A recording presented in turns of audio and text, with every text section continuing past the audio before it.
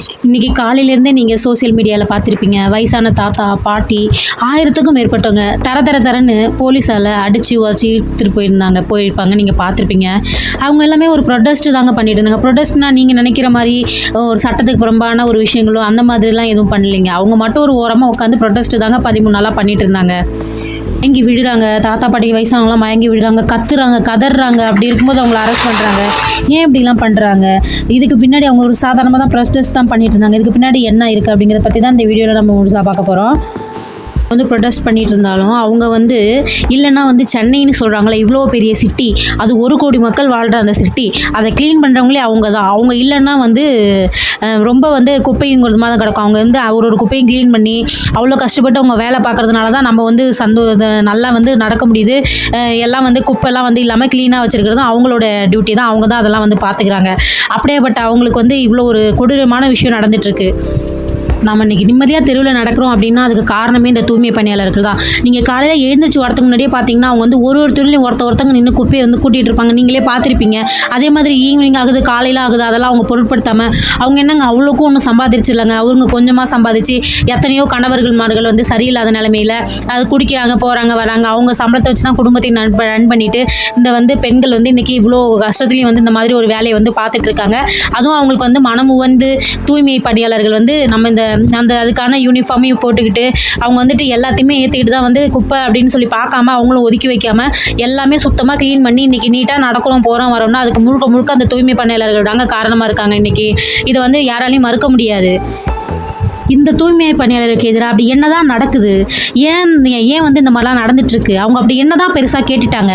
ஏன் இந்த ப்ரொடெஸ்டாக நடந்துட்டுருக்கு அப்படிங்கிறத பற்றி தாங்க இந்த வீடியோவில் முழுமையாக பார்க்க போகிறோம். இப்போ நாட்டில் ட்ரம்ப் அது பண்ணுறாரு, மோடி இதை பண்ணுறாரு அப்படின்ட்டு சொல்கிறாங்க. சென்னையில் தான் இது நடந்துகிட்ருக்கு.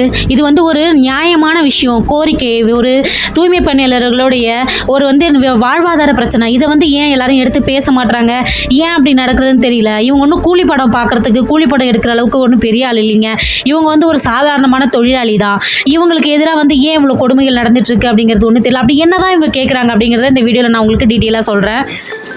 இந்த தூய்மை பணியாளர்கள் கடந்த ஒரு 15 வருஷமாக 20 வருஷமாகவே பார்த்தோம் அப்படின்னா அது ப்ரைவேட் சைடு ப்ரொடெஸ்ட் பண்ணிட்டு இருக்காங்க.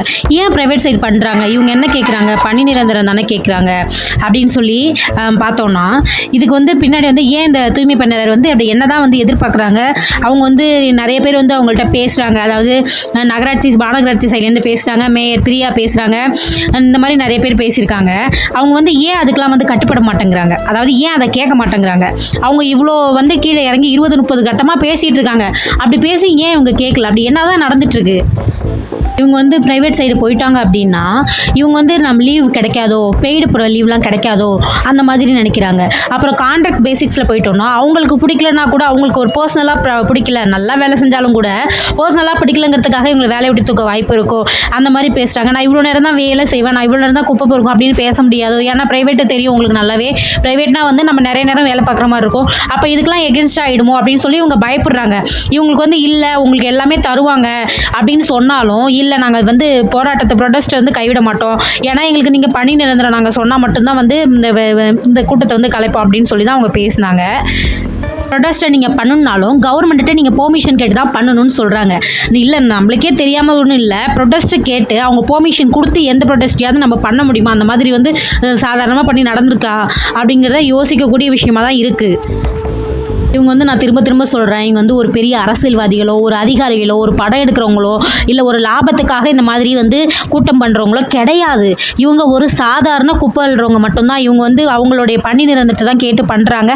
அதுக்கும் ஒன்று பார்த்தோம்னா அவ்வளோ பெரிய ஒன்றும் பெருசாக ஒன்றும் பண்ணிடல. அதாவது எப்படின்னா ஒரு வன்முறையில் ஈடுபடல அந்த மாதிரிலாம் இல்லை. ஒரு ஓரமாக உட்காந்து சென்னையில் இருக்கக்கூடிய ரிப்பன் பாலிகை முன்னாடி உட்காந்து ப்ரொடெஸ்ட் பண்ணுறாங்க. இவங்களெல்லாம் கிளம்புங்க அப்படின்னு சொல்லி சொல்கிறாங்க.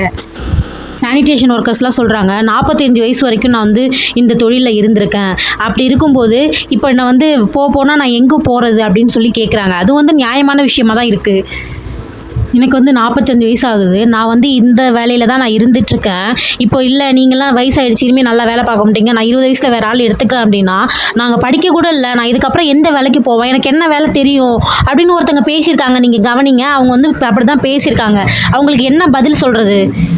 ஒரு ஆகஸ்ட் 15 வரை வரப்போகுது, சுதந்திர தினம் வரப்போகுது, நீங்கள் உட்காந்து ஏன் இப்படி போராட்டம் பண்ணிட்டு இருக்கீங்க, நீங்கள்லாம் கிளம்புங்க அப்படின்னு சொல்கிறாங்க. இதை பற்றி பேசுகிறதுக்கு வந்து என்ன சொல்கிறது அப்படின்னே தெரியல. ஏன்னா நிறைய பேர் வந்து ரொம்ப நிறைய ஸ்பீச்சஸ்லாம் பார்த்தீங்கன்னா ரொம்ப கஷ்டமாக இருக்குது அவங்க சொல்கிறதெல்லாம் பார்த்தா. இந்த ஒர்க்கை நம்பி தான் இருந்தோம் அப்படின்னு சொல்கிறாங்க. ஸோ அவங்க அதையும் சொல்கிறாங்க. அது வந்து ப்ரொடெஸ்ட் பண்ணுறவங்க கேட்க மாட்டாங்க. மினிஸ்டர்ஸ்லாம் வந்து இவங்க கூட கான்வர்சேஷன் பண்ணிட்டு தான் இருக்காங்க. அடிக்கடி வந்து நிறைய பேர் வந்து பேசிட்டு தான் இருக்காங்க. ஆனால் அவங்க அதெல்லாம் கேட்க மாட்டேங்கிறாங்க. ஏன் அப்படின்னா அவங்க என்ன அப்படி தான் ரூல்ஸ் போடுறாங்க, ஏன் அதெல்லாம் அவங்க கேட்க மாட்டேங்கிறாங்க. இப்போ வந்து இவங்களுக்கு வந்து இல்லை நீங்கள் சொல்கிறதெல்லாம் செய்கிறோம் அப்படின்னு சொல்லி அவங்களும் வந்து ஒரு பக்கம் பேசுகிறாங்க. இவங்களுக்கும் முன்னுக்கு பின்னும் போயிட்டுருக்கு இந்த ப்ரொடெஸ்ட் பண்ணுறவங்களுக்கும் இந்த அதிகாரிகளுக்கும் இடையில். இந்த மாதிரி போராடி இவங்க கூட பேசி பார்த்துருக்காங்க. ப்ரொடெஸ்ட் பண்ணுறவங்க கேட்க மாட்டுறாங்க. பெரிய பெரிய மினிஸ்டர்ஸ், மேயர், பிஆ இவங்கெல்லாம் வந்து பேசியிருக்காங்க. அப்பயும் வந்து இவங்க இல்லை நாங்கள் வந்து இது ப்ரொடெஸ்டிங்க தான் பண்ணோம் அப்படின்னு சொல்லணும். இவங்க என்ன பண்ணியிருக்காங்க அப்படின்னா கோர்ட் அணுகி என்ன பண்ணியிருக்காங்க அப்படின்னா இவங்க அப்ரூவப்படுத்துறதுக்கு வாங்கியிருக்காங்க. இந்த உங்களை அப்ரூவ் படுத்தணும் அப்படின்னு சொல்லி அப்ரூவ் வாங்கிட்டாங்க. அதுக்கு வந்து கோர்ட் என்ன பாஸ் பண்ணுது அப்படின்னா சரி ஓகே நீங்கள் அப்ரூவப்படுத்துங்க அப்படின்னு சொல்லி கோர்ட் மூலியமாகவும் ஆர்டர் வந்துருச்சு. இவங்களை பற்றி யோசிச்சு பாருங்கள். இவங்க வந்து அப்படி ஒன்றும் பெருசாகவும் கேட்டல. இவங்க என்ன பிளான் பண்ணியிருக்காங்க அப்படின்னா இது வந்து கோயின்சிடென்ஸா இல்லை தியரியா, ஒரு பேர் ஒரு விதமாக சொல்லிட்டு இருக்காங்க. ஏன்னா கூலி படம் வரப்போகுது, இனிமேல் அதை பற்றி தான் பேசுவாங்க அந்த மாதிரி சொல்கிறாங்க. அதெல்லாம் தெரியல, அதை பற்றிலாம் வந்து முழுசாக தெரியல. ஆனால் வந்து பார்த்திங்கன்னா ஆகஸ்ட் 15 வந்து கவர்மெண்ட் லீவு, சாட்டர்டே சண்டே வந்து லீவு. ஸோ வந்து இப்போ ஆகஸ்ட் 14 இன்றைக்கி நடந்துட்டுருக்கு. இப்படி இருக்கிற சுச்சுவேஷனில் தான் வந்து இவங்க என்ன பண்ணுறாங்க அப்படின்னா நைட்டோட நைட்டாக வந்து அப்புறப்படுத்துகிறாங்க. இவங்க வந்து பார்த்தோம்னா ஒன்றும் அவ்வளோ பெரிய விஷயங்களையும் கேட்டுறதில்ல. இவங்க வந்து ஒன்றும் சாதாரணமாகவும் இல்லை. இந்த வந்து நைட் நேரத்துலலாம் பார்த்தோன்னா அன்டைமில் ஒரு 2 மணிக்கு 1 மணிக்கெல்லாம் பார்த்தோன்னா குப்பை பொறுக்கிட்டு அந்த சைடில் வந்து அந்த நகரத்தில் சில பேர் மாஸ்க் போட்டிருப்பாங்க, சில பேர் மாஸ்க் கூட போட்டிருக்க மாட்டாங்க. அந்த மாதிரி சுச்சுவேஷனில் சிட்டியை க்ளீனாக தானே வச்சுக்கிட்டாங்க. இவங்க கேட்குறதுல என்ன தப்பு இருக்குது? இந்த தூய்மை பணியாளர் அப்படிங்கிறவங்க இது வந்து தூய்மையாக இருக்கணும் அப்படிங்கிறதுக்காக தானே வந்து சென்னை வந்து இவ்வளோ க்ளீனாக வச்சுக்கிட்டு அவங்களுக்கு என்ன நோய் வந்தாலும் பரவாயில்ல, அவங்க அதை பற்றியும் வந்து கேர் பண்ணவும் இல்லாமல் இருக்கிற வேலையை வந்து நம்ம கரெக்டாக செய்யும் அப்படின்னு தான் அவங்க வந்து அதுக்காக உழைச்சி இந்த மாதிரி பண்ணிகிட்ருக்காங்க. அப்படி அவங்களோட பழப்பில் வந்து அடிக்கிறது எந்த விதத்தில் நியாயமாக இருக்கும் அப்படின்னு தெரியல. அவங்க ஒன்றும் என்ன எனக்கு இன்க்ரிமெண்ட் வேணும், அது வேணும், இது வேணும்லாம் கேட்கல. அவங்களோட பணியை தான் நிரந்தர. சில பேர்லாம் வந்து ஓய்வூதியம் வேணும், அது வேணும், இது வேணும்னு சொல்லி போராடுற இந்த காலகட்டத்தில் இவங்க வந்து அந்த மாதிரிலாம் போராடலை. இவங்களுக்கு வந்து பணி நிரந்தரம் தான் வேணும் அப்படின்னு சொல்லி தான் கேட்டிருக்காங்க. இது ஒரு சாதாரண நியாயமான விஷயந்தான். இவங்க உழைக்கிற உழைப்புக்கு அதை வந்து தாராளமாக வந்து அவங்க அதை கேட்கக்கூடிய ஒரு விஷயந்தான். ஏன்னா இத்தனை வயசு வரைக்கும் இந்த வேலையை பார்த்துட்டு திரும்ப போய் வேறு வேலையில் ஜாயின் பண்ணணும். இதில் வந்து இதில் வந்து யோசிக்க கஷ்டம் தானே, அவங்களுக்கும் கஷ்டம்தான். ஒரு சாதாரண மனுஷனாங்களா இருந்து யோசித்து பார்க்கும்போது ரொம்ப கஷ்டமாக இருக்குது. இப்போ வந்து இவங்க என்ன சொல்கிறாங்க, எஃபிஷியன்சி வந்து அதிகமாக வேணும், அமௌண்ட் வந்து அதிகமாகுதுன்னு தான் சொல்லி ஃபீல் பண்ணுறாங்க. ஆனால் இது ஒரு ப்ரைவேட்டுக்கு கான்ட்ராக்டாக கொடுத்தாங்க அப்படின்னா அந்த கான்ட்ராக்ட் ஒன்றும் சும்மா கொடுக்க மாட்டாங்க. இவங்க வந்து கோடி கணக்கில் அந்த கான்ட்ராக்டுக்கு கொடுத்து தான் கொடுப்பாங்க. அப்படி இருக்கும்போது அவங்க ப்ரைவேட்காரங்க வந்து ஒரு தொழிலாளி அப்பாயின்மெண்ட் பண்ணாங்க அப்படின்னா அவங்களுக்கு கொடுக்க வேண்டிய பிஎஃப் அதெல்லாம் கட் பண்ணிவிட்டு நார்மலாக சம்பளம் கொடுக்குறத விட கம்மியாக 10,000க்கு கீழே தான் சம்பளம் கொடுத்து ரொம்ப வந்து சேலரியை பற்றி எனக்கு தெரியாதுங்க. இவங்களோட சேலரி எவ்வளோ என்னெல்லாம் தெரியாது. ப்ரைவேட் சைடு போனால் வந்து சேலரி வந்து இதை விட கம்மியாக தாங்க கொடுப்பாங்க. அந்த பெய்டு லீவ்லாம் தரமாட்டாங்க. அந்த மாதிரி இருக்கும்போது இவங்களுக்கு வந்து இந்த மாதிரி மன உளைச்சலுக்குலாம் இவங்க ஆளாக நேரிடுங்க. அதனால தான் வந்து இவங்க கேட்குறாங்க. அது மட்டும் இல்லாமல் ப்ரைவேட்டுக்கு வரவங்க வந்து இந்த உங்கள்கிட்ட பணம் வாங்காமலேயும் செய்ய போகிறதில்ல.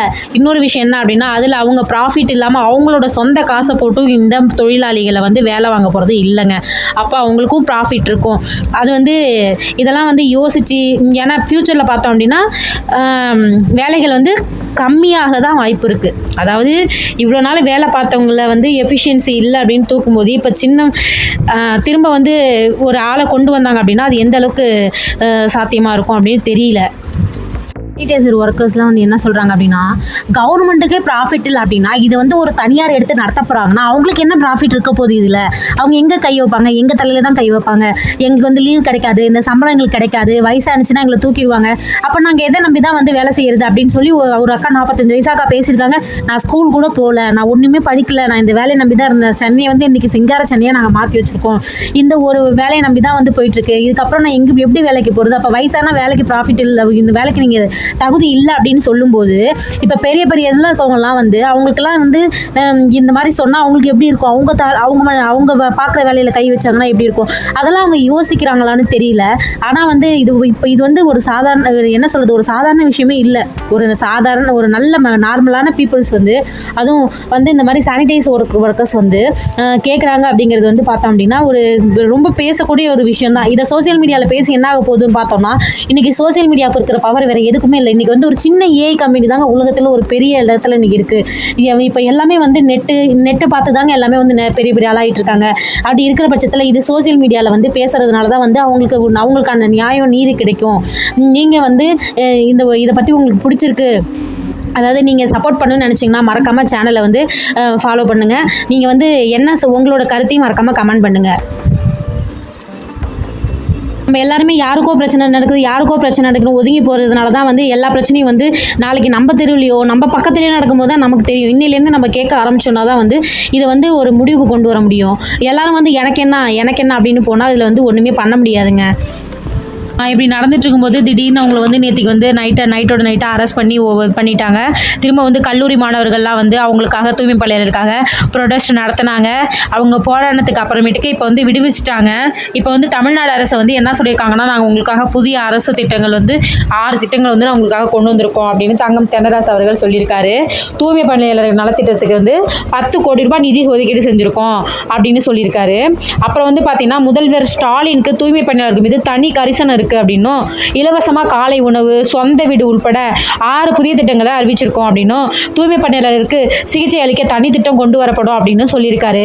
சென்னை ரிப்பன் மாளிகை முன்னாடி கடந்த 13 நாட்களாக போராடி வந்த தூய்மை பணியாளர்கள் நேற்று நள்ளிரவில் அங்கிருந்து அப்புறப்படுத்தப்பட்டாங்க. சென்னை உயர்நீதிமன்றம் அனுமதிக்கப்பட்ட இடத்துல மட்டுமே தான் போராட அனுமதி அளித்திருந்தாலும் அனுமதியின்றி சென்னை ரிப்பன் பிரபு மாளிகையில் முன்பு போராட்டத்தில் ஈடுபட்டதுனால அவங்களை அங்கிருந்து அப்புறப்படுத்த வேண்டும் அப்படின்னு காவல்துறைக்கு உத்தரவிட்டிருந்தாங்க. இதையடுத்து நள்ளிரவில் தூய்மை பணியாளர்களை கைது செஞ்சு காவல்துறையினர் அங்கிருந்து அப்புறப்படுத்தினாங்க. இந்த நிலையில் தமிழக அரசு தூய்மை பணியாளர்களுக்காக நாங்கள் 6 புதிய திட்டங்களை அறிவித்திருக்கோம். குறிப்பாக காலை உணவு, இலவச காலை உணவு, சொந்த வீடு உள்பட 6 புதிய திட்டங்களை நாங்கள் அறிவிச்சிருக்கோம்.